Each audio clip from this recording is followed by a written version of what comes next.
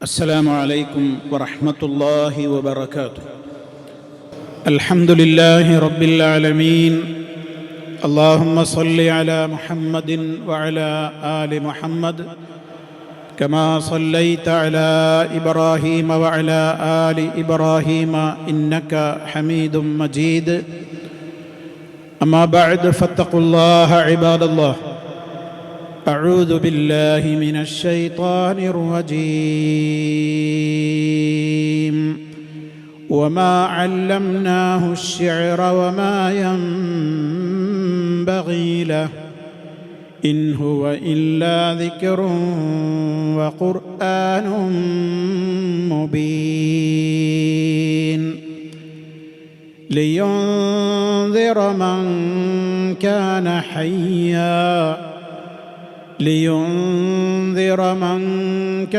حيا ويحق القول على الكافرين.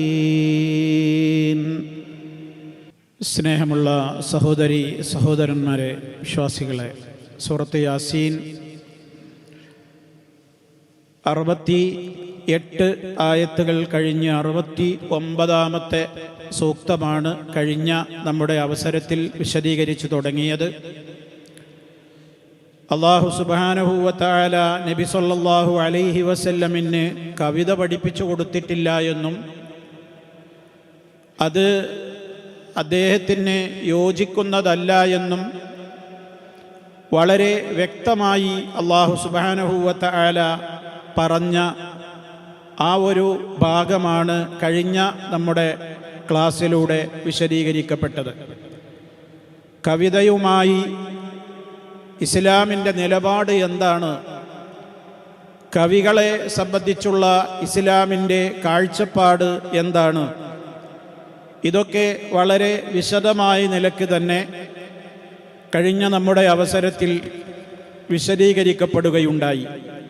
പരിശുദ്ധ ഖുർആൻ കേൾക്കുന്ന മാത്രയിൽ അറേബ്യയിലുണ്ടായിരുന്ന കാഫിറുകൾ ഒന്നും പറയാനില്ലാതെ ഇത് കേവലം ഒരു കവിതയാണ്, മുഹമ്മദ് ആരുടെയൊക്കെയോ അടുക്കൽ നിന്ന് ചില പാട്ടുകളൊക്കെ പഠിച്ച് കവിതകളൊക്കെ കേട്ട് ചൊല്ലുകയാണ്, മറിച്ച് ഇതിൽ ദൈവീകതയൊന്നുമില്ല എന്ന അവരുടെ ആരോപണത്തിന് അതിശക്തമായ മറുപടിയാണ് അള്ളാഹു ഇതിലൂടെ നൽകിയിട്ടുള്ളത്.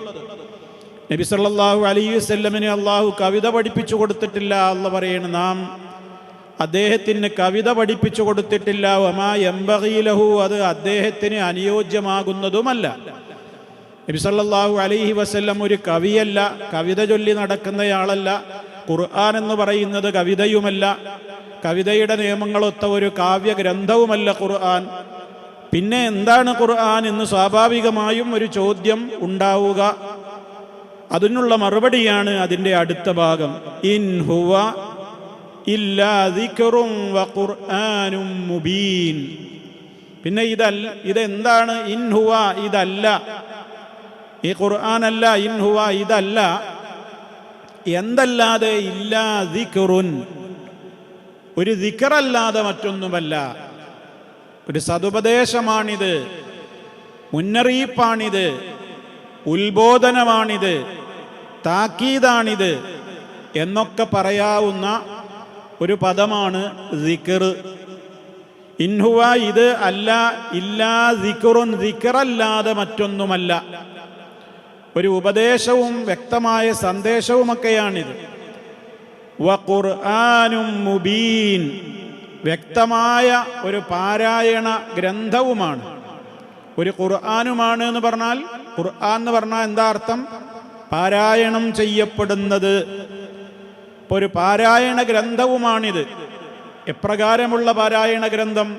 മുബീൻ, വ്യക്തമായ, കാര്യങ്ങളിൽ യാതൊരു അവ്യക്തതയുമില്ലാത്ത, ആളുകൾക്ക് മനസ്സിലാകാത്ത, കടിച്ചാൽ പൊട്ടാത്ത ഏതെങ്കിലും ആശയങ്ങളൊന്നും പറയാത്ത, ആളുകൾക്കൊക്കെ ലളിതമായി മനസ്സിലാക്കുവാനും ഗ്രഹിക്കുവാനും സാധ്യമാകുന്ന വിധത്തിലുള്ള സുവ്യക്തമായ ഒരു പാരായണ ഗ്രന്ഥം കൂടിയാണ് ഈ പരിശുദ്ധമായ ഖുർആൻ. ഇതാണ് അള്ളാഹു ഈ ആയത്തിൻ്റെ 2-ാമത്തെ ഭാഗത്തിൽ പറയുന്നത്. അപ്പം ഖുർആൻ കവിതയല്ലെങ്കിൽ പിന്നെ എന്താണ്? കവിതയോ അങ്ങനെയുള്ള കാര്യങ്ങളൊന്നും അല്ല. എങ്കിൽ പിന്നെ ഖുർആനിനെ പറ്റി അള്ളാഹു ഇവിടെ പറയുന്നത് രണ്ട് കാര്യങ്ങളാണ്. ഒന്ന്, ഇൻഹുവ അതല്ല ഇല്ലാ ദിക്റുൻ, ഇതൊരു ദിക്റാണ്. പിന്നെ ഖുർആനും മുബീൻ, വ്യക്തമായ പാരായണ ഗ്രന്ഥവുമാണ്. രണ്ട് കാര്യങ്ങളാണ് അവിടെ പറഞ്ഞത്. ദിക്ർ എന്ന ഖുർആനിനെ സംബന്ധിച്ച് വിശുദ്ധ ഖുർആനിൽ തന്നെ ധാരാളം സ്ഥലങ്ങളിൽ വന്നിട്ടുള്ള ഒരു പ്രയോഗമാണ് ദിക്ർ എന്നുള്ള പ്രയോഗം. 200 ചില്ലാനം സ്ഥലങ്ങളിൽ ദിക്ർ എന്ന പ്രയോഗം ഖുർആനിൽ കാണാൻ സാധിക്കും. ദിക്റിന് സാധാരണഗതിയിൽ 2-3 നിലക്കുള്ള അർത്ഥങ്ങൾ അതിനുണ്ട്. ഒന്ന്, ദിക്ർ എന്ന് പറഞ്ഞാൽ ദിക്റ, ഉത്ബോധനം, അല്ലെങ്കിൽ മൗഇളത്ത്, സതുപദേശം, സന്ദേശം, അതിനൊക്കെ ദിക്റിന് ആ അർത്ഥമൊക്കെ ഉണ്ട്. ദിക്ർ എന്ന് പറയുമ്പോൾ ഒരു ഉപദേശം, അതുപോലെ തന്നെ ഉത്ബോധനം, അതുപോലെ തന്നെ പിന്നെ നമ്മുടെ നാവുകൾ കൊണ്ട് നമ്മൾ സാധാരണയായി ചൊല്ലുന്ന ദിക്റുകൾ, ആ അർത്ഥത്തിലും ദിക്ർ എന്ന് പ്രയോഗിക്കും. ഇതിൽ ഏത് അർത്ഥപ്രകാരം നോക്കുകയാണെങ്കിലും വിശുദ്ധ ഖുർആൻ എന്ത് തന്നെയാണ്? ദിക്ർ തന്നെയാണ്. അതൊരു ഉത്ബോധനമാണ്, ആ അർത്ഥത്തിൽ അത് ദിക്റാണ്. മുന്നറിയിപ്പാണ്, താക്കീതാണ്, ഉപദേശങ്ങളുടെ സമാഹാരമാണ്, അതോടൊപ്പം ദിക്റുമാണ്. അഫ്ളലു ദിക്റാണ്. കാരണം ഖൈറുൽ കലാമി കലാമുല്ലാഹ്, കലാമുകളിൽ വെച്ച് ഏറ്റവും ഉത്തമമായത്, ഏറ്റവും വലിയ ദിക്ർ ഖുർആൻ തന്നെയാണ്. വിശുദ്ധ ഖുർആനാകുന്ന ദിക്ർ ഒരാൾ ഒരക്ഷരം പാരായണം ചെയ്താൽ തന്നെ 10 പുണ്യമാണ് അവന് രേഖപ്പെടുത്തപ്പെടുന്നത്. നബി സല്ലല്ലാഹു അലൈഹി വസല്ലം പറഞ്ഞ ഹദീസ് നമ്മൾ ധാരാളമായി കേട്ടവരാണ്. ലാ അഖൂലു അലിഫ് ലാം മീം ഹർഫുൻ. അലിഫ് ലാം മീം എന്നുള്ളത് ഒരക്ഷരമായിട്ടല്ല ഞാൻ നിങ്ങൾക്ക് പഠിപ്പിച്ചു തരുന്നത്, മറിച്ച് വലാകിൻ അലിഫ് ഹർഫുൻ വലാം ഹർഫുൻ വമീം ഹർഫുൻ. അപ്പൊ അലിഫ് ലാം മീം എന്നൊരാൾ പാരായണം ചെയ്യുമ്പോഴേക്ക് തന്നെ 30 പുണ്യം അവന് രേഖപ്പെടുത്തപ്പെട്ട് കഴിഞ്ഞു. ഇതേ പ്രകാരം ഖുർആനിലെ ഒരക്ഷരത്തിന് 10 പുണ്യം രേഖപ്പെടുത്തുന്ന വിധത്തിലാണ്, ആ വിധത്തിലുള്ള ഒരു ദിക്ർ കൂടിയാണ് ഏത്? പരിശുദ്ധ ഖുർആൻ. അപ്പൊ ദിക്റിന് ഭാഷയിൽ പറയപ്പെടുന്ന ഏതെല്ലാം അർത്ഥങ്ങളുണ്ടോ ആ അർത്ഥങ്ങൾക്കൊക്കെ വിശുദ്ധ ഖുർആൻ ഫിറ്റാണ്. വിശുദ്ധ ഖുർആൻ അതിനോടെല്ലാം യോജിക്കുകയാണ്. അപ്പൊ ഇത്തരത്തിലുള്ള ഈ ഗ്രന്ഥം അത് ദിക്റാണ് എന്ന് പറയുമ്പോൾ ഉത്ബോധനമാണ്, അതുപോലെ തന്നെ മുന്നറിയിപ്പാണ്, താക്കീതാണ് എന്നൊക്കെ ഗൗരവത്തോടുകൂടെ നമ്മൾ മനസ്സിലാക്കി കഴിയുമ്പോൾ വിശുദ്ധ ഖുർആൻ, ഞാൻ നേരത്തെ പറഞ്ഞതുപോലെ അള്ളാഹു ഈ ഖുർആനിനെ സംബന്ധിച്ച് തന്നെ ഇൻഹുവ ഇല്ലാ ദിക്റുൻ ലിൽ ആലമീൻ എന്ന് പല സ്ഥലത്ത് അങ്ങനെ തന്നെ പറഞ്ഞിട്ടുണ്ട്. ഇൻഹുവ, ഈ ഖുർആനല്ല, ഇല്ലാ ദിക്റുൽ ലിൽ ആലമീൻ, സർവ്വലോകർക്കുമുള്ള ഒരു ദിക്റാണ്. അപ്പൊ ദിക്ർ എന്ന് പറയുമ്പോൾ നമ്മളെ മനസ്സിൽ എന്തൊക്കെ വരണം? സർവ്വലോകർക്കുമുള്ള ഉപദേശമാണ് ഈ ഖുർആൻ, മുന്നറിയിപ്പാണ് ഈ ഖുർആൻ, സന്തോഷവാർത്തയാണ് ഈ ഖുർആൻ, വാണിംഗാണ് ഈ ഖുർആൻ, അതുപോലെ തന്നെ കഥകളും കഥനങ്ങളും പറഞ്ഞ് അവർക്ക് കൃത്യമായ മെസ്സേജ് നൽകുന്ന ഒരു സന്ദേശ ഗ്രന്ഥമാണ് ഈ ഖുർആൻ. അതേപോലെ തന്നെ അവർക്ക് അവരുടെ ജീവിതത്തിൽ അവർ എത്രത്തോളം അത് പാരായണം ചെയ്യുന്നുവോ അത്രത്തോളം അവർക്ക് ഹസനാത്തുകൾ രേഖപ്പെടുത്തപ്പെടുന്ന ഒരു ദിക്റാണ് ഖുർആൻ. ഏതൊക്കെ അർത്ഥത്തിൽ ദിക്ർ പ്രയോഗിക്കപ്പെടുന്നുവോ അതൊക്കെയും വിശുദ്ധ ഖുർആനിനെ സംബന്ധിച്ച് തന്നെ ഇന്നാ നഹ്നു നസ്സൽന ദിക്റ, അല്ലാഹു പറയാണ് ഈ ദിക്റിനെ നാമാണ് ഇറക്കിയത്. ഏതിനെ കുറിച്ചാണ് പറയുന്നത്? ഖുർആനിനെ കുറിച്ച്. ഇൻഹുവ ഇല്ലാ ദിക്റുൽ ലിൽ ആലമീൻ, സർവ്വലോകർക്കുമുള്ള ദിക്റല്ലാതെ മറ്റൊന്നുമല്ല ഇത്. സൂറത്ത് യൂസുഫിൽ നമുക്കത് കാണാൻ സാധിക്കും. സൂറത്ത് സ്വാദിൽ ഇതേ ആയത്ത് ഇൻഹുവ ഇല്ലാ ദിക്റുൽ ലിൽ ആലമീൻ എന്ന് അല്ലാഹു പറഞ്ഞിട്ടുണ്ട്. സൂറത്തുൽ ഖലമിൽ അവസാന ഭാഗത്ത് വമാ ഹുവ ഇല്ലാ ദിക്റുൽ ലിൽ ആലമീൻ, സർവ്വലോകർക്കുമുള്ള ഒരു ദിക്റല്ലാതെ മറ്റൊന്നുമല്ല ഇത്. സൂറത്ത് കുവ്വിറത്തിലെ ഇൻ ഹുവ ഇല്ലാ ദിക്റുൽ ലിൽ ആലമീൻ അതേ ആയത്ത് തന്നെ കാണാൻ സാധിക്കും. ഇനി സൂറത്തുൽ അൻആമിലെ 90-ാമത്തെ ആയത്തിൽ ഇൻ ഹുവ ഇല്ലാ ദിക്റാ ലിൽ ആലമീൻ. കണ്ടോ, ദിക്ർ ദിക്റാ എന്ന് പറയുന്നത് എന്താ? ഉത്ബോധനം. വദക്കിർ, നീ ഉത്ബോധനം നൽകുക. ഫഇന്ന ദിക്റാ, തീർച്ചയായും ഉത്ബോധനം. അപ്പൊ ഈ ഖുർആൻ സർവ്വലോകർക്കുമുള്ള എന്താണ്? ദിക്റയാണ്. യാ അയ്യുഹന്നാസ്, ജനങ്ങളെ, ഖദ് ജാഅകും മൗഇളത്തും മിനല്ലാഹ്, നിങ്ങൾക്ക് നിങ്ങളുടെ മൗഇളത്തും മിർ റബ്ബിക്കും, യജമാനനായ നിങ്ങളുടെ റബ്ബിങ്കൽ എന്നുള്ള മൗഇളത്ത് ഇതാ നിങ്ങൾക്ക് വന്നെത്തിയിരിക്കുന്നു.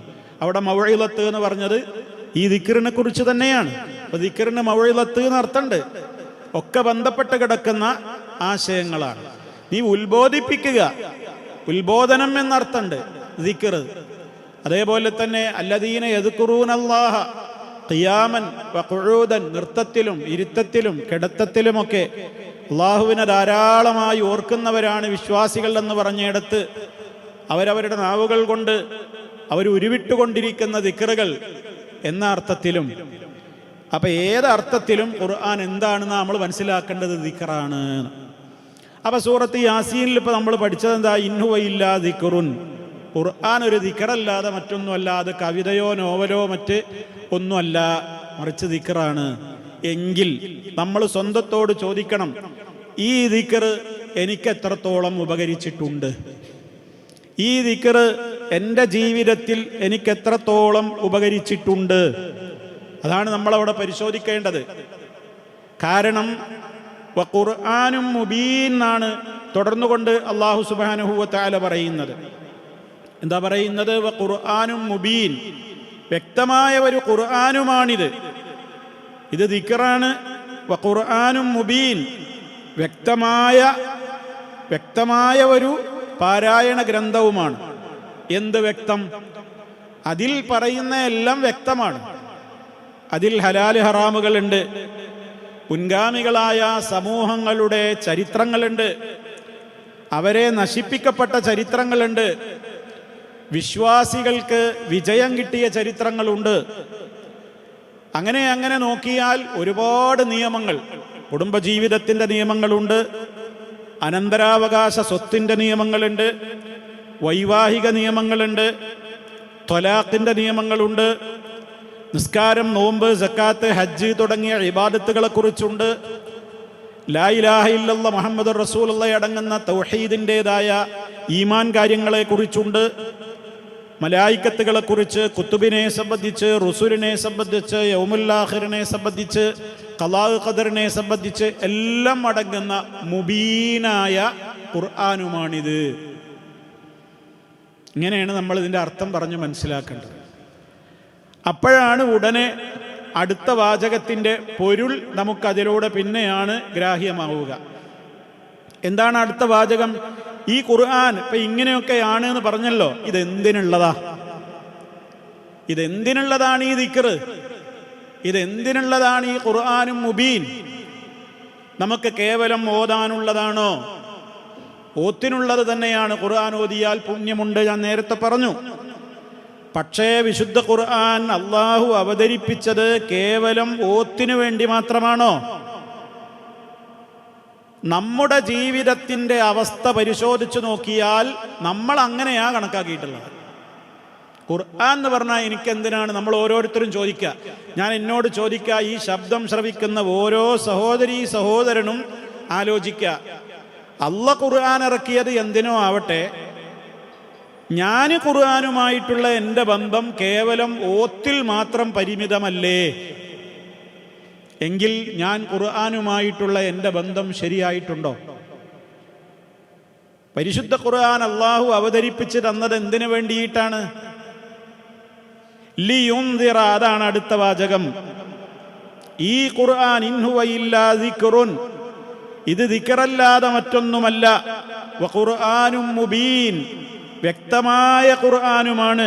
അവിടെയും ശരിക്കും നമ്മൾ മനസ്സിലാക്കണം, മുബീൻ എന്ന് പറയുമ്പോൾ അതിൽ പറയുന്ന എല്ലാ കാര്യങ്ങളും വ്യക്തമാണ്. അതൊക്കെ മുഫസ്സിരീങ്ങൾ വളരെ വിശദമായി പറയുന്നുണ്ട്.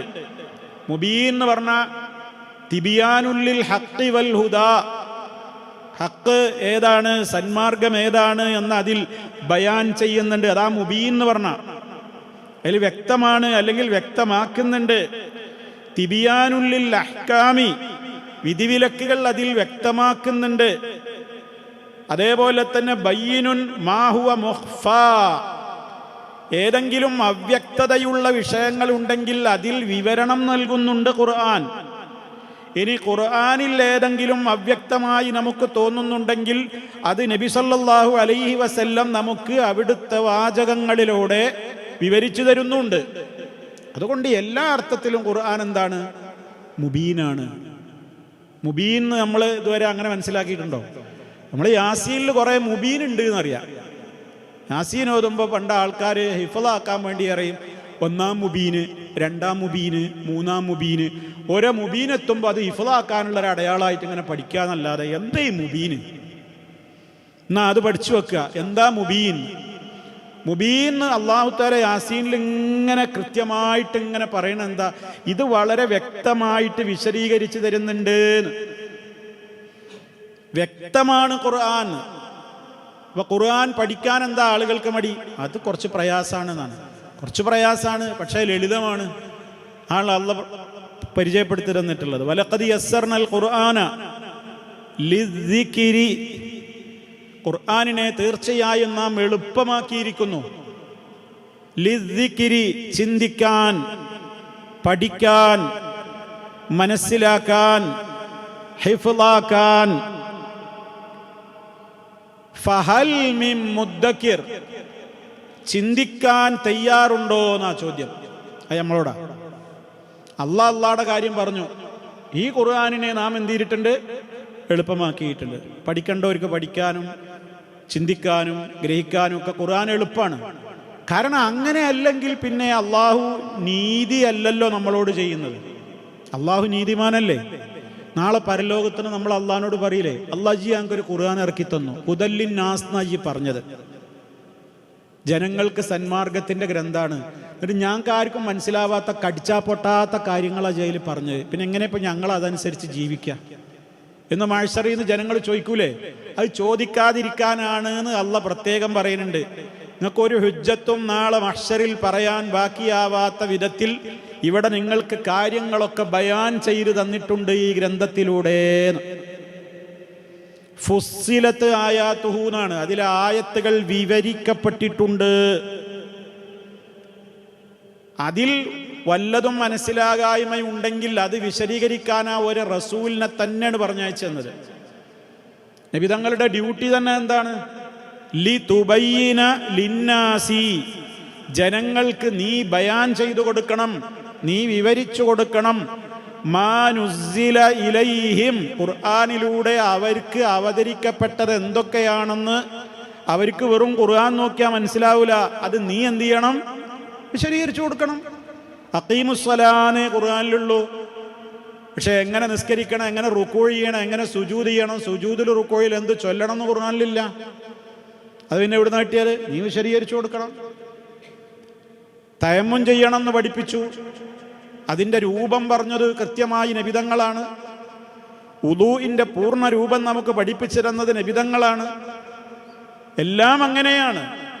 അതുകൊണ്ട് എല്ലാം വ്യക്തമാണ്. അപ്പൊ ഖുർആൻ മുബീനാണിത്. ഇനി ഇത് മനസ്സിലായില്ല, ഇതിൽ അവ്യക്തതയുണ്ട്, ഇത് വളരെ ബുദ്ധിമുട്ടാണ് എന്ന് ഒരാളും പറയാൻ ഒരു നിവൃത്തിയുമില്ലാത്ത നിലക്ക് ഇൻ ഹുവ ഇല്ലാ ദിക്റുൻ വ ഖുർആനുൻ മുബീൻ. ഇനി അടുത്ത വാചകം മനസ്സിലാക്കുക. അത് മനസ്സിലാകാനാ ഇത് ഇത്രയും ആമുഖത് വിവരിച്ചത്. എന്തിനാണ് ഈ ഖുർആൻ? ലിയുൻദിറ, മുന്നറിയിപ്പ് കൊടുക്കാനുള്ള ഗ്രന്ഥമാണ്. ഇൻദാർ, അൻദറ യുൻദിറു ഇൻദാർ, വാണിംഗ്, ഇൻദാർ. ലിയുൻദിറ, അൻദറ യുൻദിറു ലിയുൻദിറ, മുന്നറിയിപ്പ് നൽകുവാനുള്ളതാണ് ഈ ഖുർആൻ. ആർക്ക്? മൻ കാന ഹയ്യ, ജീവിച്ചിരിക്കുന്നവർക്ക്, നല്ല ജീവനോടെ ഇരിക്കുന്നവർക്ക് മുന്നറിയിപ്പ് കൊടുക്കാനുള്ളതാണ് ഏത്? ഈ ഖുർആൻ. നമുക്കാകെ പരിചയം ഖുർആൻ എന്ന് പറഞ്ഞാൽ റമളാൻ മാസത്തിൽ എടുത്തോതുക, പിന്നെ മരിച്ചോടത്ത് ഓതുക. ജീവിച്ചിരിക്കുന്നവരോട് ഖുർആൻ ഓതിയിട്ടൊരു കാര്യം പറഞ്ഞാൽ ഇഷ്ടപ്പെടില്ല. മയ്യത്തിൻ്റെ അടുത്ത് പിന്നെ എന്തും പറയലോ. ഭയങ്കര ബാങ്ക് മുതലാളിയും പലിശക്കാരനും ഒരുക്കും. ഓൻ്റെ അടുത്ത് ഇരുന്നിട്ടും ധൈര്യമായിട്ട് ഓതാ.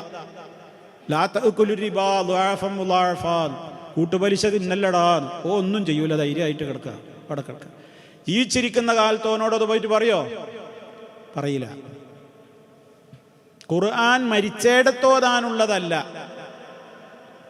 ഖുർആൻ ജീവിച്ചിരിക്കുന്നവരോട് സംസാരിക്കാനുള്ള ഗ്രന്ഥമാണ്.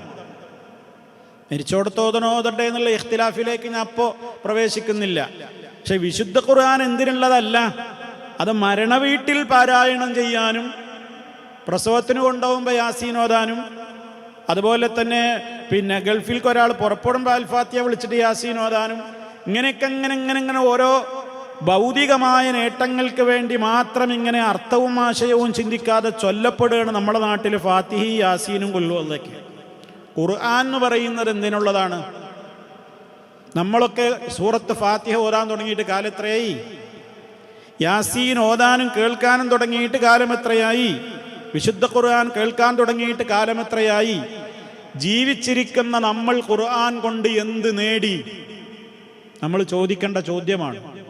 കാരണം അള്ളാഹു പറയുന്നത് ലിയുൻദിറ മൻ കാന ഹയ്യാ, ഹയ്യായിട്ടുള്ളവന്. ആരാ ഹയ്യ് എന്ന് പറഞ്ഞാൽ? ജീവനുള്ളവൻ. അവൻ്റെ ഹൃദയത്തിന് ജീവനുണ്ട്, ശരീരത്തിലും ജീവനുണ്ട്. ഇതാ കൽബിന് ജീവനുണ്ട് എന്ന് പറയാൻ കാരണം, ശരീരത്തിന് ജീവനുണ്ട്, പക്ഷെ കൽബ് ചത്തുപോയിട്ടുണ്ടെങ്കിൽ അവന് ഖുർആൻ ഉപകരിക്കൂല. അതാണ് കാഫിറുകൾക്കും സത്യനിഷേധികൾക്കും അഹങ്കാരികൾക്കും ഒന്നും ഖുർആൻ കേട്ടിട്ടൊരു കുലുക്കവും ഇല്ലാത്തത്. കാരണം അവൻ്റെ കൽബ് എന്തായിട്ടുണ്ട്? ചത്തുപോയിട്ടുണ്ട്. അതുകൊണ്ടാണ് സൂറത്ത് ഖാഫിലെ അല്ലാഹു സുബ്ഹാനഹു വ തആല മുൻഗാമികളായ ജനതയുടെ ചരിത്രം ഓർമ്മപ്പെടുത്തുകയും മരണത്തിൻ്റെ ഗൗരവം പറയുകയും മരണനേരത്തുണ്ടാകുന്ന ഭീകരമായ അവസ്ഥകൾ പറയുകയും മഹ്ശറിലേക്ക് ജനങ്ങളെ വിചാരണയ്ക്ക് വേണ്ടി കൊണ്ടുവരുന്ന കാര്യമൊക്കെ പറയുകയും സ്വർഗത്തെക്കുറിച്ച് പറയുകയൊക്കെ പറയുന്ന ആ ഭാഗത്ത് അല്ലാഹു തആല പറയുന്നുണ്ട്, ഇന്ന ഫീ ദാലിക ലദിക്റാ ലിമൻ കാന ലഹു ഖൽബുൻ ഔ അൽഖസ്സംഅ വഹുവ ഷഹീദ്. ഇന്ന ഫീ ദാലിക, തീർച്ചയായും ഇപ്പറയുന്ന ആയത്തുകളിലൊക്കെയുണ്ട്, ലദിക്റാ, ഉത്ബോധനമുണ്ട്, ഉപദേശമുണ്ട്. ആർക്ക്? എല്ലാവർക്കും ഉപദേശം ഉപകരിക്കൂല. ലിമൻ കാന ലഹു ഖൽബുൻ. ആ പ്രയോഗം നോക്കൂ നിങ്ങൾ. നമ്മൾ ചിന്തിച്ചിട്ടുണ്ട്, നമ്മൾ എത്ര കാലമായി സൂറത്ത് ഖാഫില ആയത്തോതുന്നു? ഇന്ന ഫീ ദാലിക ലദിക്റാ ലിമൻ കാന ലഹു ഖൽബുൻ. ആ വരി ഒന്നും കൂടെ നിങ്ങൾ മനസ്സിലൊന്ന് കൊണ്ടുവന്നേ.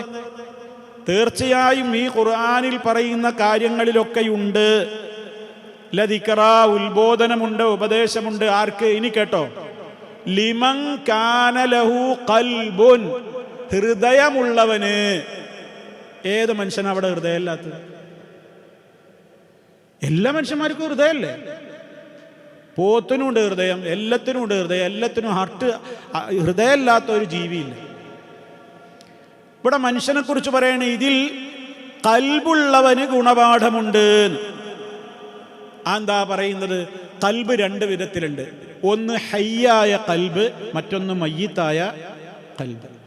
ഹയ്യായ കൽബിനെ ഖുർആൻ കൊണ്ട് എന്ത് കിട്ടുള്ളൂ? ഉപകാരം കിട്ടും. മയ്യിത്തായ കൽബിനോട് ഖുർആൻ ഓതി കൊടുത്തിട്ട് ഒരു കാര്യമല്ല.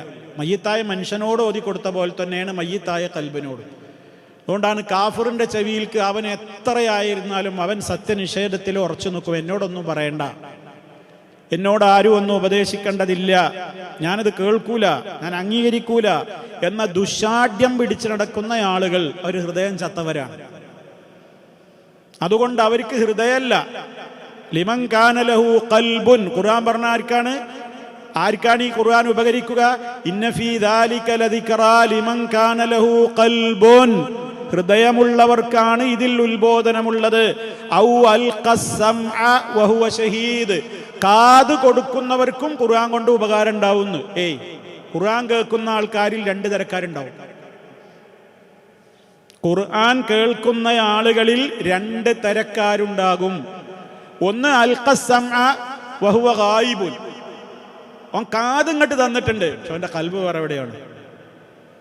ഓൻ അങ്ങനെ കേൾക്കുന്നുണ്ട് എന്തൊക്കെയോ എന്നല്ലാതെ ഓൻ ഒന്നൊരു ചിന്തയിലൊന്നും വരുന്നില്ല, അവൻ വേറെ എവിടെയൊക്കെയോ ആലോചിച്ചിരിക്കുക. എന്നാൽ ഖുർആൻ ഇവിടെ പറഞ്ഞ രണ്ടാമത്തെ ഭാഗാരാണ്? അൽഖസ്സംഅ വഹുവ ഷഹീദ്. അവൻ കേൾക്കുന്നുണ്ട് ഖുർആനിലേക്ക് അവൻ കാത് കൊടുത്തിരിക്കുന്നുണ്ട്. ഏതോടൊപ്പം വഹുവ ഷഹീദ്, അവൻ ഇവിടെ പ്രസന്റുമാണ്. അവനിവിടെ പ്രസന്റുമാണ് എന്ന് പറഞ്ഞാൽ എന്താ? ചില ആൾക്കാർ ഇവിടെ ഇങ്ങനെ ഇരിക്കുന്നുണ്ട് എന്നേ ഉണ്ടാവുള്ളൂ, എന്തൊക്കെ കേൾക്കുന്നുണ്ടാവും, വേറെ എന്തൊക്കെയായിരിക്കും ചിന്ത. വേറെ കുറെ ആളുകൾ ഖുർആൻ കേൾക്കുമ്പോഴോ അവരുടെ കണ്ണും കാതും ഇങ്ങോട്ടുള്ളത് പോലെ തന്നെ അവരുടെ എന്തും ഇങ്ങോട്ടായിരിക്കും, ഖൽബും ഉണ്ടാവും. അപ്പൊ അവരിവിടെ പ്രസന്റാണ്. അപ്പൊ നോക്കി നിങ്ങൾ, വിശുദ്ധ ഖുർആൻ എത്ര ഗൗരവത്തിലായി കാര്യങ്ങൾ പറയുന്നത്. ഖുർആൻ കൊണ്ട് ഉപകാരം കിട്ടണം എന്നുണ്ടെങ്കിൽ എല്ലാവർക്കും കിട്ടൂല. അതുകൊണ്ടാണ് അള്ളാഹ് പറഞ്ഞിരുന്നത് വദക്കിർ. സൂറത്തു ദാരിയാത്തിന്റെ അവസാന ഭാഗത്ത് കാണാം, വദക്കിർ, നബിയെ നീ ഉത്ബോധിപ്പിക്കുക.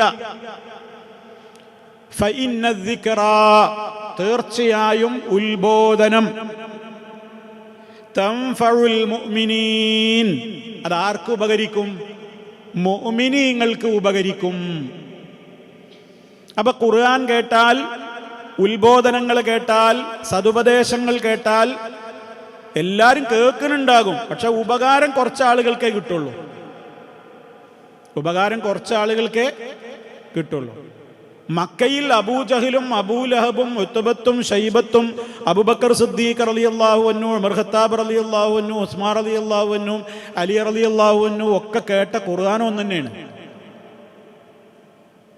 പക്ഷെ അബൂബക്കർ, ഉമർ, ഉസ്മാൻ, അലി നമ്മൾ റളിയല്ലാഹു അൻഹു എന്ന് അവരെ കുറിച്ച് പറയുന്നു, ഒരു മഹാന്മാരായി.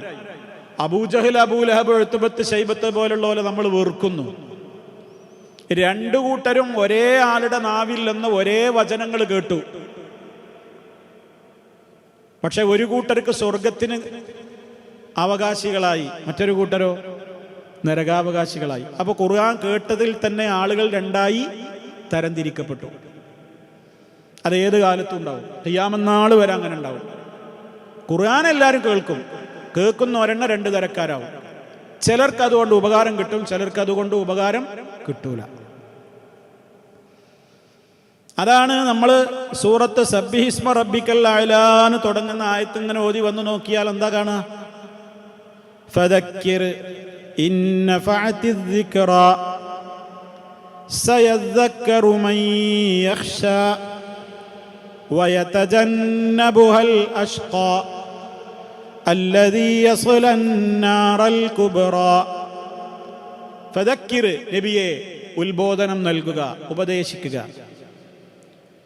ഇൻ നഫഅതിദ് ദിക്റ, ഉത്ബോധനം ഉപകരിക്കുമെങ്കിൽ, ഉത്ബോധനം ഉപകരിക്കുമെങ്കിൽ മാത്രമേ എന്തോ കൊടുക്കാവൂ, ഉത്ബോധനം കൊടുക്കാവൂ. ചില സദസ്യർ ഉത്ബോധനം കൊടുത്തിട്ടൊരു കാര്യം ഉണ്ടാവില്ല, അങ്ങനത്തോടത്ത് പറയുന്നത് വെറുതെ ആവും, എൻ്റെ വില കളയലാവും. ഉത്ബോധനം ഉപകരിക്കും എന്ന് തോന്നേണ്ടത് നമുക്ക് എപ്പോഴാണ്? ആളുകൾ പലതരക്കാരുണ്ടാവും. ആർക്കാ ഉപകരിക്കാന്ന് അള്ളാഹ് പിന്നെ പറയാണ്, സയദ്ദക്കറു, ഉത്ബോധനം ഉപകരിക്കും, ഉത്ബോധനം കൊണ്ട് പ്രയോജനം കിട്ടും. ആർക്ക്? മൻ യഖ്ശാ, അള്ളാഹനെ പേടിയുള്ളവർക്ക് ഉത്ബോധനം എന്ത് ചെയ്യും? ഉപകരിക്കും. വയതജന്നബുഹാ, ആ ഉത്ബോധനത്തിൽ നിന്ന് അകന്നു പോകും. അൽ അഷ്ഖാ, നെറികെട്ടവൻ, ഭാഗ്യമില്ലാത്തവൻ ഉപദേശങ്ങളിൽ നിന്ന് എന്ത് ചെയ്യും? കുതറിച്ചാടി പുറത്തേക്ക് പോകും. അതിലൂടെ പിന്നെ ഇനി അവൻ എങ്ങോട്ടാ പോകുന്നത്? അല്ലദീ യസ്ലൻ നാറൽ കുബ്റ, അഗാധമായ നരകത്തിയിലേക്കാണ് അവൻ ചെന്ന് കരിയാനുള്ളത്. പിന്നെ അവിടെ അവന് മരണവും ജീവിതമൊന്നും ഇല്ലാത്തൊരു ശിക്ഷയുടെ ലോകമായിരിക്കും അവനുണ്ടാവുക. അള്ളാഹു കാത്തുരക്ഷിക്കുമാറാകട്ടെ. ഇതിലേതിലാ നമ്മൾ പെടുകയെന്ന്? നമുക്ക് ഉത്ബോധനം ഉപകരിക്കുന്നുണ്ടോ? അതോ ഉത്ബോധനം കേട്ട് ഒരു ചെവിയിലൂടെ കേട്ട് മറു ചെവിയിലൂടെ തള്ളിക്കളയുന്നുണ്ടോ?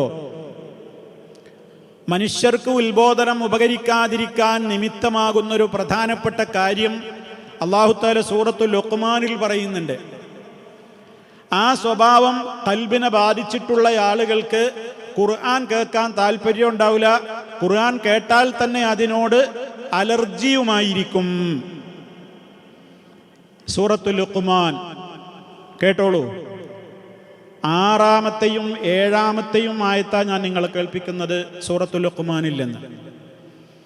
വമിനൻ നാസി മൻ യശ്തരി ലഹ്വൽ ഹദീസ് ലിയുദില്ല അൻ സബീലില്ലാഹി ബിഗൈരി ഇൽമിൻ വയത്തഖിദഹാ ഹുസ്വാ ഉലൈക ലഹും അദാബും മുഹീൻ വഇദാ തുത്ലാ അലൈഹി ആയാതുനാ വല്ലാ മുസ്തക്ബിറൻ കഅൻ ലം യസ്മഅഹാ കഅന്ന ഫീ ഉദുനൈഹി വഖറാ ഫബശ്ശിർഹു ബിഅദാബിൻ അലീം.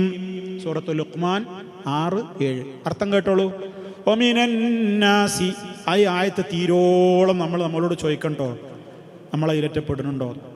വമിനൻ നാസി, ജനങ്ങളിലുണ്ട്, മൻ യശ്തരി, വാങ്ങുന്ന ചില ആളുകൾ, അവർ വിലക്ക് വാങ്ങുകയാണ്. എന്ത്? ലഹുവൽ ഹദീസ്, വിനോദ വാർത്തകളെ, വിനോദങ്ങൾ വാങ്ങുന്ന ആളുകൾ. വിനോദങ്ങൾ എന്ന് പറയുമ്പോൾ കളിയും തമാശയും നാടകങ്ങളും സിനിമകളും നോവലുകളും മ്യൂസിക്കുകളും, അങ്ങനെ ഇസ്ലാം അംഗീകരിക്കാത്ത ഏതൊക്കെ കലയെന്ന പേരിൽ നമ്മൾ കഴിഞ്ഞ ക്ലാസ്സിൽ പറഞ്ഞവയുണ്ടോ അതിൻ്റെയൊക്കെ പിന്നാലെ പോകുന്ന ആളുകളുണ്ട്. അവർ അതിലൂടെ എന്താ ചെയ്യുന്നത്? അവരങ്ങനെ ചെയ്യുന്നതും അത് പ്രചരിപ്പിക്കുന്നതും എന്തിനു വേണ്ടിയാണ്? ലിയുദില്ല അൻ സബീലില്ലാഹ്, അള്ളാന്റെ മാർഗത്തിൽ നിന്ന് ജനങ്ങളെ പഴപ്പിക്കാനാണ്. അതിനാ ലോകത്ത് ഈ സംവിധാനങ്ങളൊക്കെ ശൈത്താൻ കൊണ്ടുവന്നിട്ടുള്ളത്.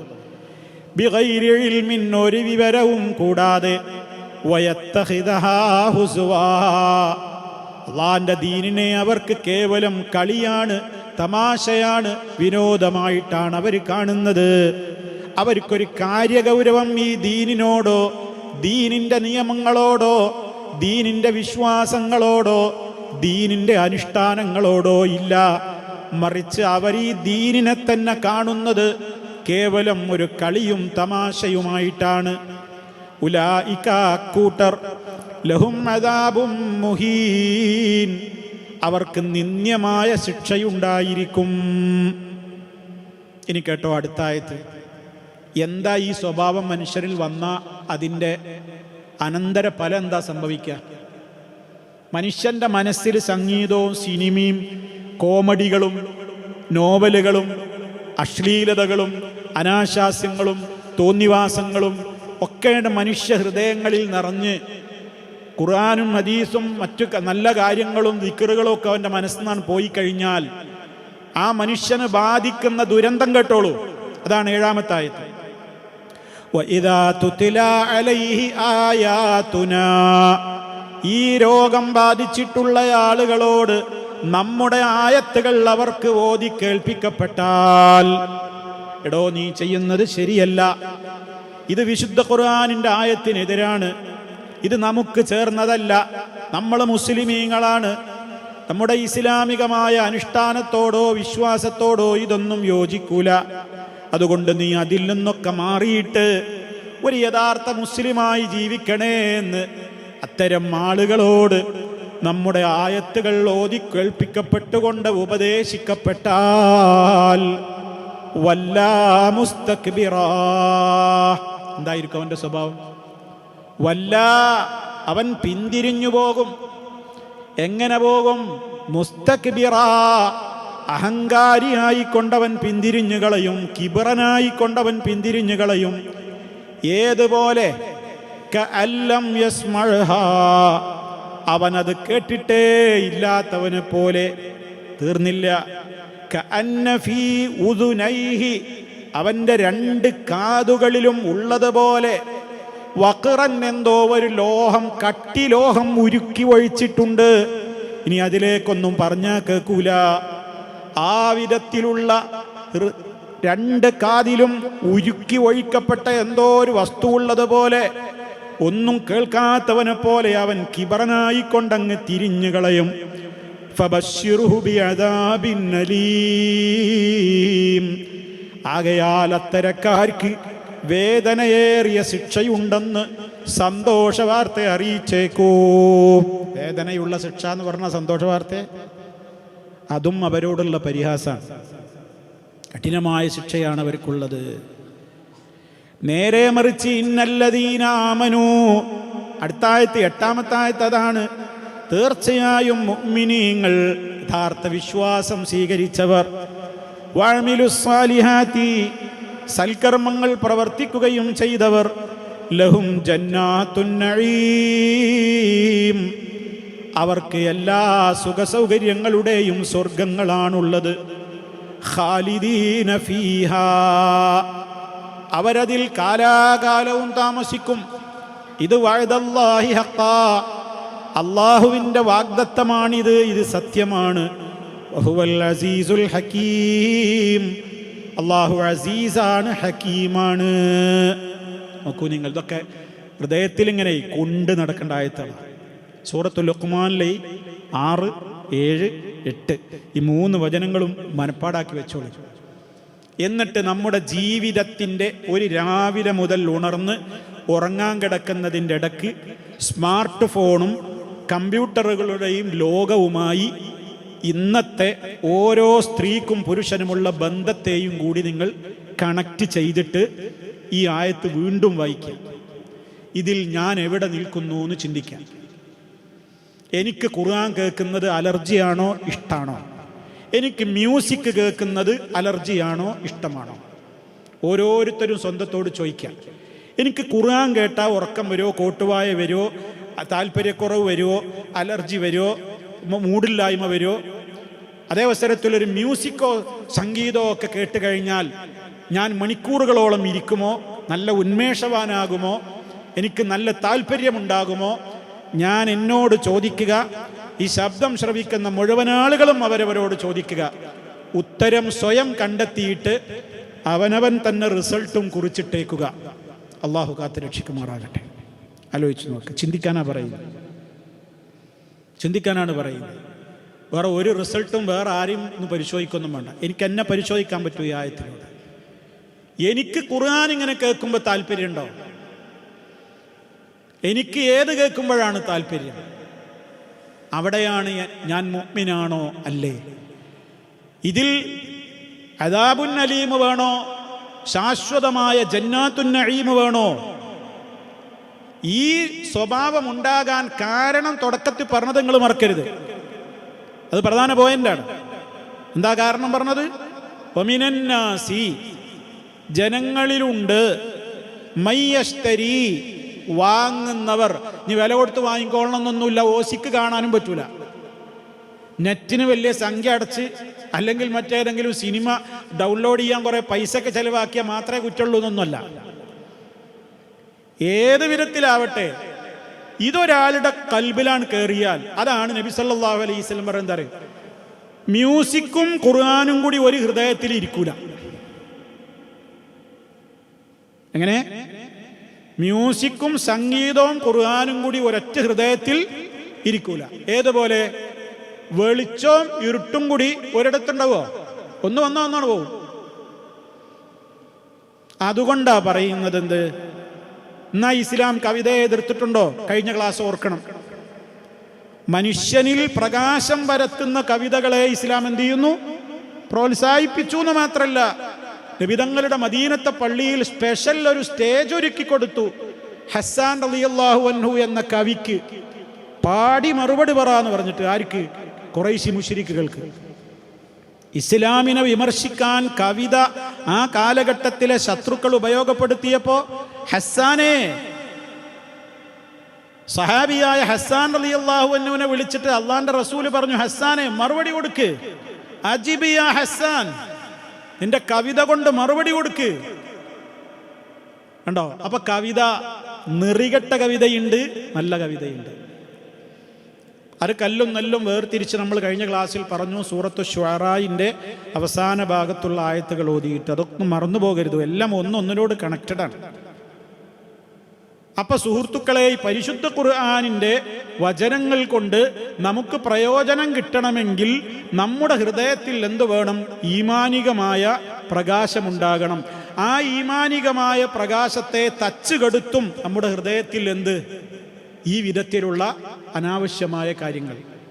അതുകൊണ്ടാണ് വിശുദ്ധ ഖുർആൻ എന്ന് പറഞ്ഞത്, കുല്ലിൽ മുഅ്മിനീന, മുഅ്മിനീങ്ങളോട് പറയൂ, യഗ്ളൂ മിൻ അബ്സാരിഹിം, അവരുടെ ദൃഷ്ടി താഴ്ത്തട്ടെ, വയഹ്ഫളൂ ഫുറൂജഹും, അവരുടെ ലൈംഗികാവയവത്തെ കാത്തു സൂക്ഷിക്കട്ടെ. ആണുങ്ങളോട് പറഞ്ഞു, നിങ്ങൾക്ക് ഹലാലല്ലാത്തതിലേക്ക് നോക്കരുത്. നേർക്ക് നേരെ കണ്ണിൻ്റെ മുമ്പിലാണെങ്കിലും സ്ക്രീനിലാണെങ്കിലും നമുക്ക് ഹലാലല്ലാത്തതിലേക്ക് നോക്കരുത്. ആണിനോടും പറഞ്ഞു, പെണ്ണിനോടും പറഞ്ഞു. കാരണം എന്താണ്? ഹറാമായൊന്നിലേക്ക് നോക്കിയാൽ ഖുർആൻ ആ ഹൃദയത്തൊന്ന് പോയി പോകും. ഖുർആൻ ഹൃദയത്തൊന്ന് പോയി പോകും. നന്മ ചെയ്യാൻ തോന്നൂല. ഹസൻ ബസരി റളിയല്ലാഹു അൻഹുവിനോട് ഒരാൾ വന്നിട്ട് പറഞ്ഞു, ഞാൻ രാത്രിയിൽ തഹജ്ജുദ് നിസ്കരിക്കണം എന്ന് വിചാരിച്ചിട്ട് വെള്ളമൊക്കെ കൊടുന്നു വെക്കും, ആ ഉദ്ദേശത്തോടുകൂടെ കിടന്നുറങ്ങും, പക്ഷെ എനിക്ക് തഹജ്ജുദിന് നീക്കാൻ പറ്റണില്ല. ഹസൻ ബസരി റളിയല്ലാഹു അൻഹു പറഞ്ഞു കൊടുത്ത മറുപടി എന്താണെന്നറിയോ? ഖയ്യദതുക ദുനൂബുകാനാണ്, നിന്റെ പാപങ്ങൾ നിന്നെ തടയുന്നു. പകൽ സമയത്ത് പാപം ചെയ്യുന്നുണ്ടാവും, ആ പാപത്തിൻ്റെ ബറക്കത്തില്ലായ്മയാണ് എനിക്ക് രാത്രിയിൽ ഈ വിചാരിച്ചിട്ട് പോലും എന്ത് ചെയ്യാൻ പറ്റാത്തത്? തഹജ്ജുദിന് എഴുന്നേൽക്കാൻ പറ്റാത്തത്. ഇൽമു നഷ്ടപ്പെടും. വത്തഖുല്ലാഹ് വയുഅല്ലിമുകുമുല്ലാഹ്, നിങ്ങൾ അള്ളാനെ സൂക്ഷിച്ച് ജീവിക്കണേ, എങ്കിൽ അള്ളാഹ് നിങ്ങൾക്ക് ഇൽമു പഠിപ്പിച്ചു തരും എന്ന് ഖുർആൻ പറയുന്നുണ്ട്. എങ്ങനെ? വത്തഖുല്ലാഹ്, നിങ്ങൾ അള്ളാനെ പേടിച്ച് ജീവിക്കണേ, എങ്കിൽ യുഅല്ലിമുകുമുല്ലാഹ്, അള്ളാഹ് നിങ്ങൾക്ക് ഇൽമു തരുന്ന്. അതിൻ്റെ അർത്ഥം എന്താ? തഖ്വ നഷ്ടപ്പെട്ടാൽ നമ്മൾ പഠിച്ച ഇൽമു പോകും. തഖ്വ നഷ്ടപ്പെട്ടാൽ പഠിച്ച ഇൽമു പോകും. നമ്മൾ പഠിച്ച ഖുർആനൊക്കെ മറക്കും. നമ്മൾ പഠിച്ച് കഷ്ടപ്പെട്ട് ഹിഫ്ളാക്കിയ സൂറത്തുകളൊക്കെ നമ്മുടെ ഹൃദയത്തൊന്ന് പോയി പോകും. ജീവിതത്തിൽ എന്ത് വന്നാൽ? പാപങ്ങൾ വന്നാൽ എത്ര ഗൗരവമാണ്. കാരണം അള്ളാഹുവിൻ്റെ ഹിദായത്ത് എന്ന് പറയുന്നത് ഒരു പ്രകാശമാണ്. ആ പ്രകാശം വനൂറുല്ലാഹ്, അള്ളാഹുവിൻ്റെ പ്രകാശം ലാ യുഅ്താ ലിആസി, ഒരു തെമ്മാടിക്ക് അള്ളാഹ് അത് കൊടുക്കൂല. പാപം ചെയ്തുകൊണ്ടിരിക്കുന്ന ഒരാൾക്ക് അള്ളാഹു അവനിലുള്ള നൂറിനെ പതുക്കെ പതുക്കെ പതുക്കെ അത് കെട്ടുപോകും. അപ്പം അതുകൊണ്ട് ലിയുൻദിറ മൻ കാന ഹയ്യ, ജീവിച്ചിരിക്കുന്ന ആളുകൾക്ക് താക്കീത് കൊടുക്കാനുള്ളതാണ് ഈ ഗ്രന്ഥം എന്ന് വിശുദ്ധ ഖുർആൻ പറയുന്നുവെങ്കിൽ നമ്മൾ മനസ്സിലാക്കിയിരിക്കണം, വിശുദ്ധ ഖുർആൻ എന്ന് പറയുന്നത് ജീവിച്ചിരിക്കുന്ന നമുക്ക് പാരായണം ചെയ്യാനും നമുക്ക് പഠിക്കാനും നമുക്ക് ചിന്തിക്കാനും നമുക്ക് ഉൾക്കൊള്ളാനും നമുക്ക് പ്രാക്ടിക്കൽ ജീവിതത്തിൽ കൊണ്ടുവരാനുമുള്ളതാണ്, പ്രാക്ടീസ് ചെയ്യാനുള്ളതാണ്. ഖുർആൻ പ്രാക്ടീസിങ്ങിനുള്ളതാണ്. ഇതെല്ലാവരും മനസ്സിലാക്കണം. എന്നിട്ട് നമ്മൾ ചോദിക്കണം, എത്ര വയസ്സായി എനിക്ക്? വിശുദ്ധ ഖുർആനാകുന്ന ഗ്രന്ഥം കൊണ്ട് ഞാൻ എന്താണ് പ്രാക്ടീസ് ചെയ്യാറുള്ളത്? ഞാൻ അതിൽ നിന്ന് എത്രത്തോളം മനസ്സിലാക്കിയിട്ടുണ്ട്? അപ്പം സുഹൃത്തുക്കളെ, ആ ഒരു ചിന്ത നമുക്കുണ്ടാകണം. എങ്കിലേ നമുക്ക് ഉപകരിക്കുകയുള്ളൂ എന്നാണ്. ഞാൻ നേരത്തെ പറഞ്ഞൊരു കാര്യം കൂടി പറയുകയാണ്. ജീവിച്ചിരിക്കുന്നവർക്ക് താക്കീത് ചെയ്യാനുള്ളതാണ് ഗ്രന്ഥം. മരണപ്പെട്ടയിടത്ത് ഖുർആൻ പാരായണമെന്ന് നമ്മുടെ നാടുകളിൽ വ്യാപകമാണ്. പണ്ഡിത ലോകത്ത് വ്യത്യസ്ത വീക്ഷണങ്ങളുള്ളൊരു വിഷയമാണത്. ഒരു കാര്യം ഉറപ്പാണ്, മരിച്ചയിടത്ത് യാസീൻ ഓതണമെന്നും മരിച്ചയിടത്ത് ഖുർആൻ ഓതണമെന്നും പറയുന്ന ആളുകൾക്ക് പോലും സ്ഥാപിക്കാൻ സാധ്യമാകാത്ത ഒരു കാര്യമുണ്ട്. മഹാനായ നബി സല്ലല്ലാഹു അലൈഹി വസല്ലമിൻ്റെ ജീവിതകാലത്ത് തന്നെ ഒരുപാട് മരണങ്ങൾ അവിടെ നടന്നിട്ടുണ്ട്. നബിയുടെ ഭാര്യമാർ മരിച്ചിട്ടുണ്ട്, നമ്മളെ ഉമ്മാര്, പെൺമക്കൾ മരിച്ചിട്ടുണ്ട്, ആൺമക്കൾ മരിച്ചിട്ടുണ്ട്, ബന്ധപ്പെട്ടവർ മരിച്ചിട്ടുണ്ട്. നബി സല്ലല്ലാഹു അലൈഹി വസല്ലമ ഒരു മരണ വീട്ടിലും ഖുർആൻ ഓതാൻ പറഞ്ഞിട്ടില്ല. മരിച്ചയിടത്ത് നിങ്ങൾ പ്രത്യേകം യാസീൻ ഓതൂ എന്ന് പറഞ്ഞിട്ടില്ല. മറിച്ച് ഒരു റിപ്പോർട്ട് നമുക്ക് കാണാൻ സാധിക്കും, ഇഖ്റഉ മൗതാക്കും യാസീൻ, ഇഖ്റഉ സൂറത്തെ യാസീൻ അലാ മൗതാക്കും, നിങ്ങളിൽ നിന്ന് മരണപ്പെട്ടവരുടെ മേൽ നിങ്ങൾ യാസീൻ ഓതുവീൻ എന്ന് ചില റിപ്പോർട്ടുകളിൽ കാണാൻ സാധിക്കും. ആ ഹദീസിനെ പരിശോധിച്ച പണ്ഡിതന്മാരെല്ലാവരും പറഞ്ഞത് ആ ഹദീസ് സഹീഹ് അല്ല, ലഈഫാണ്, ദുർബലമാണ്. ഇനി അത് സഹീഹാണ് എന്ന് വാദത്തിന് വേണ്ടി സങ്കല്പിച്ചാൽ തന്നെ മൗത്താക്കും എന്ന് പറഞ്ഞാൽ മരണപ്പെട്ടവർ എന്നല്ല അർത്ഥം വരിക, മരണം ആസന്നമായവർ എന്നാണ്. ആസന്നമായവൻ്റെ അടുക്കൽ സൂറത്ത് യാസീൻ ഓതുമ്പോൾ അവന് കുറച്ചെങ്കിലും ആ ഖുർആൻ ആയത്തൊക്കെ കേട്ട് അള്ളാഹിനെക്കൊന്ന് ഓർത്ത് കലിമ ചൊല്ലാനൊക്കെ ഉള്ളൊരു മാനസികമായൊരവസ്ഥ വന്നെങ്കിലോ. എന്നാലും ഹദീസ് സഹീഹല്ല. ആണെങ്കിൽ മൗത്താന്ന് പറഞ്ഞാൽ ഐ മൻ ഹദറഹുൽ മൗത്തു, മരണം ആസന്നമായവരുടെ അടുക്കൽ. അതിനെന്താ അവർ തെളിവ് പറയുന്നത്? അത് പറയുന്ന പണ്ഡിതന്മാർ ഒരു ഹദീസിൽ ഇപ്രകാരം കാണാം, ലഖിനു മൗതാക്കും ലാ ഇലാഹ ഇല്ലല്ലാഹ്, നിങ്ങളിൽ നിന്ന് മരണം ആസന്നമായവർക്ക് നിങ്ങൾ ലാ ഇലാഹ ഇല്ലല്ലാഹ് ചൊല്ലിക്കൊടുക്കൂ. അവിടെ മൗത്താക്കുന്ന പറഞ്ഞു കേട്ടോ, പദം ശരിക്കും മനസ്സിലാക്കണേ. ലഖിനു, നിങ്ങൾ ചൊല്ലിക്കൊടുക്കുവീൻ, മൗത്താക്കും നിങ്ങളിലെ മരിച്ചവർക്ക് എന്നല്ല, മരിച്ചോൽക്ക് ലാ ഇലാഹ ഇല്ലല്ലാഹ് ചൊല്ലി കൊടുക്കാനല്ല. നിങ്ങളിൽ മരണം ഹാജരായവർക്ക് നിങ്ങൾ എന്ത് ചൊല്ലിക്കൊടുക്കണം? ലാ ഇലാഹ ഇല്ലല്ലാഹ്. അതാണ് കലിമ ചൊല്ലി കൊടുക്കുക. അവസാനം അത് കേൾപ്പിക്കുക, പറയാൻ പ്രേരിപ്പിക്കുക. ഉള്ളത് പറയാൻ ഭാഗ്യം കിട്ടിയെങ്കിൽ അള്ളാഹു തൗഫീഖ് പ്രദാനം ചെയ്യുമാറാകട്ടെ. അപ്പം അവിടെ മൗത്താക്കുന്നവർ, അവിടെ മൗത്താന്ന് പറഞ്ഞാൽ മരിച്ചവരെന്നല്ല, മരണം ആസന്നമായവർ. ഇതേപോലെ ഇഖ്റഊ മൗത്താക്കും സൂറത്തെ യാസീൻ, നിങ്ങളിൽ മരണം ആസന്നമായവർക്ക് നിങ്ങൾ യാസീൻ എന്ത് ചെയ്യുക? ഓതി കേൾപ്പിക്കുക. അത് തന്നെയും ഹദീസ് എന്തല്ല, പ്രബലമല്ല. നബിതങ്ങളുടെ ജീവിതത്തിൽ അവിടുന്ന് മരിച്ച വീട്ടിലോ ഖബറിന്റെ സമീപത്ത് വെച്ചോ നിങ്ങൾ യാസീൻ ഓതണമെന്നോ ഫാത്തിഹ ഓതണമെന്നോ ഖുർആൻ ഓതണമെന്നോ ഒന്നും അവിടുന്ന് കൽപ്പിച്ചിട്ടില്ല. അതുകൊണ്ട് തന്നെ പിന്നെയുള്ളതൊക്കെ പണ്ഡിത ലോകത്തുള്ള അഭിപ്രായങ്ങളാണ്. പല പണ്ഡിതന്മാർക്കും അങ്ങനെ ആവാമെന്ന അഭിപ്രായമുള്ളവരുണ്ട്. അത് ബിദ്അത്താണെന്ന് പറയുന്നവരുമുണ്ട്. അതിന് പ്രമാണങ്ങളിൽ ഒരു പിൻബലവുമില്ല എന്നൊക്കെയുള്ള ചർച്ചയുണ്ട്. ഞാൻ അതിലേക്ക് പോകുന്നില്ല. അതാണ് ഞാൻ തുടക്കത്തിലേ പറഞ്ഞത്. ഒരു കാര്യം ഉറപ്പാണ്, അള്ളാഹിൻ്റെ റസൂൽ അങ്ങനെ ചെയ്തു എന്ന് തെളിയിക്കുന്ന ഒരു സ്വഹീഹായ ഹദീസും ഇങ്ങനെ ചെയ്യണം എന്ന് പറയുന്നവർക്ക് പോലും കൊണ്ടുവരാൻ സാധിക്കാറില്ല. അതുകൊണ്ട് തന്നെ അങ്ങനെ ഒരു മാതൃക അവിടുന്ന് നമുക്ക് പഠിപ്പിച്ചു തന്നിട്ടില്ല എന്നുള്ളിടത്ത് നിൽക്കൽ തന്നെയാണ് ആ വിഷയത്തിലെ ഏറ്റവും ഉത്തമമായ രീതി. അതാണ് അതിലെ മാതൃകയും. അപ്പം അതാണ് ആ വിഷയത്തിൽ നമ്മൾ മനസ്സിലാക്കിയിരിക്കേണ്ടത്. അപ്പം ഖുർആൻ എന്ന് പറയുന്നത് ലിയുൻദിറ മൻകാന ഹയ്യൻ, ജീവിച്ചിരിക്കുന്നവർക്ക് ഉത്ബോധനം നടത്തുവാനും താക്കീത് നൽകുവാനും ഒക്കെയുള്ളതാണ്. ഉത്ബോധനങ്ങളിൽ കേട്ടിട്ടും ആ ഉത്ബോധനങ്ങളിൽ നിന്ന് വിട്ടുമാറിപ്പോവുക എന്നുള്ളത് മുനാഫിക്കിന്റെ സ്വഭാവമാണ്. സത്യവിശ്വാസികൾക്ക് ഉത്ബോധനം കേട്ടാൽ ഉപകരിക്കും. ഖുർആൻ കേട്ടാൽ പേടിയുള്ളവർക്കത് ഉപകാരം കിട്ടും. അതേ അവസരത്തിൽ മുനാഫിക്കുകൾക്കോ കാഫിറുകൾക്കോ അവർക്ക് എത്ര കേട്ടാലും അവർ അഹങ്കാരികളായി തിരിഞ്ഞു പോവുകയും ചെയ്യും. അതുകൊണ്ട് തന്നെ ഈ ഖുർആൻ ജീവിച്ചിരിക്കുന്ന ആളുകൾക്ക് മുന്നറിയിപ്പ് കൊടുക്കാനുള്ളതാണ് എന്നുള്ളത് പോലെ തന്നെ വയഹിഖൽ ഖൗലു, വാക്ക് യാഥാർത്ഥ്യപ്പെടുത്തുകയും ചെയ്യുന്നുണ്ട് ഈ ഖുർആൻ. വയഹിഖൽ ഖൗലു, അൽ ഖൗൽ സ്ഥിരപ്പെടുത്താനും ഈ ഖുർആൻ അലൽ കാഫിരീൻ, സത്യനിഷേധികളുടെ മേൽ, സത്യനിഷേധികളുടെ മേൽ വാക്ക് സ്ഥിരപ്പെടുത്താനും എന്ന് പറഞ്ഞാൽ അവര് വിശ്വസിക്കൂല, അവര് അങ്ങനെ തന്നെ മുന്നോട്ട് പോകുള്ളൂ, അവർക്ക് ശിക്ഷ തന്നെയാണ് കിട്ടാനുള്ളത് എന്ന യാഥാർത്ഥ്യം അവരുടെ മേൽ സ്ഥിരപ്പെടുത്താനും വേണ്ടി തന്നെയാണ് ഇത് ഈ ഖുർആൻ. മുഅ്മിനീങ്ങൾക്ക് ഉപകാരം കിട്ടും, അല്ലാത്തവർക്ക് ഇത് ഉപകാരം കിട്ടൂല എന്ന് സ്ഥാപിച്ചെടുക്കുവാനുമാണ് ഖുർആൻ. ലിയുൻദിറ മൻ കാന ഹയ്യൻ വയഹിഖൽ ഖൗലു, വാക്ക് യാഥാർത്ഥ്യമാക്കുവാനും. അർത്ഥം പറയേണ്ടത് എങ്ങനെയാണ്? വയഹിഖൽ ഖൗലു, വാക്ക് സത്യപ്പെടുത്തുവാനും.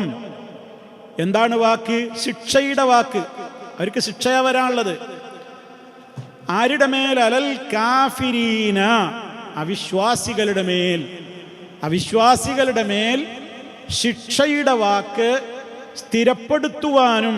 സ്ഥിരപ്പെടുവാനും വേണ്ടിയാകുന്നു ഈ ഖുർആൻ. അബൈൻ ഹുവ ഇല്ലാ ദിക്റും വഖുർആനും മുബീൻ ലിയുൻദിറ മൻ കാന ഹയ്യ വയഹിഖൽ ഖൗലു അലൽ കാഫിരീൻ. കാഫിറുകളായ ആളുകൾ, അവർക്ക് നരകം തന്നെയായി കിട്ടാനുള്ളത്. അവർ നരകത്തിലേക്ക് തന്നെയാണ് പോവുക എന്നുള്ള കൗല്, ആ വാക്യം യാഥാർത്ഥ്യമായി അവരിൽ പുലരും. വിശ്വാസികൾക്ക് വിജയമുണ്ടാകും, അവിശ്വാസികൾക്ക് നരകവുമുണ്ടാകും എന്ന കൃത്യമായ മുന്നറിയിപ്പും ഉത്ബോധനവും നടത്തുന്ന ഏറ്റവും വ്യക്തമായ ഖുർആനും ദിക്റുമാണിത്. ഇത് കവിതയോ നോവലോ ഒന്നുമല്ല. ഇതാണ് ഇപ്പോൾ നമ്മൾ കേട്ട ഈ ആയത്തുകളുടെ ആശയം. അതുകൊണ്ട് തന്നെ സഹോദരങ്ങളെ, ഒട്ടനവധി കാര്യങ്ങൾ ഇപ്പോൾ നമ്മളിത് വിശദീകരിച്ചപ്പോഴിങ്ങനെ പറഞ്ഞു പോയിട്ടുണ്ട്.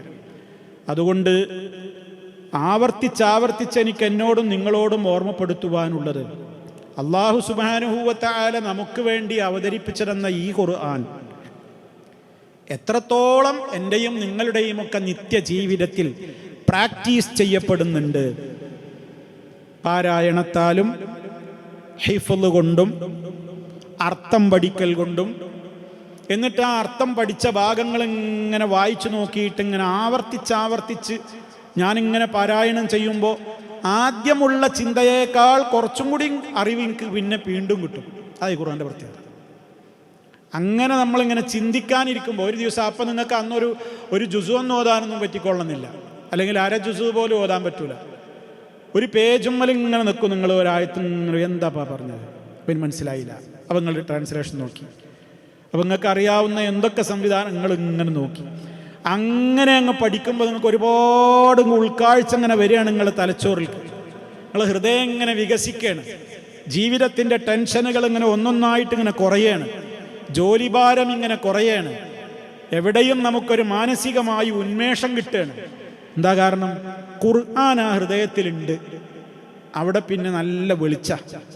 ഖുർആനാണ് പോയാലോ പിന്നെ നമുക്ക് ടെൻഷൻ തീർന്ന നേരമല്ല, പ്രശ്നങ്ങളുമാണ്, ആകെ ബുദ്ധിമുട്ടുമാണ്.